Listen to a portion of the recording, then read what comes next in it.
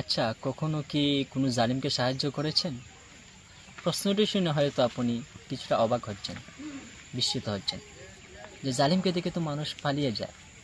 তো জালিমকে সাহায্য করব কোন দুঃখে? সাহায্য তো করব মজলুমকে। হ্যাঁ, মজলুমকে তো সাহায্য করবেনি, মজলুমকে সবাই সাহায্য করে, কিন্তু জালিমকে সাহায্য করার কথাও নবীজি বলেছেন। নবীজি বলেন, উনসুর আখাকা যালিমান আও মজলুমা, তোমাদের ভাই জালিম হোক অথবা মজলুম হোক, তাকে সাহায্য করো।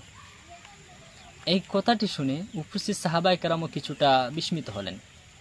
সাহাবায়ে কেরাম বলে উঠলেন, ইয়া রাসূলুল্লাহ, মাজলুমকে সাহায্য করার ব্যাপারটা আমরা অনুধাবন করতে পেরেছি, কিন্তু জালিমকে সাহায্য করব কিভাবে?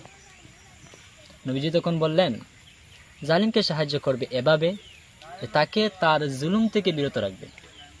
তো আমরা বুঝতে পারলাম জালিমকে কিভাবে সাহায্য করা যায়, অর্থাৎ জালিমকে তার জুলুম থেকে ফিরিয়ে রাখা, জুলুম থেকে বিরত রাখা, এটাই জালিমকে সাহায্য করার মর্ম।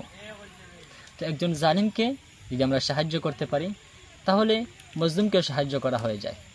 কারণ জালিমকে যদি জুলুম থেকে বিরত রাখি, তাহলে তো আর কেউ মজলুমই হয় না।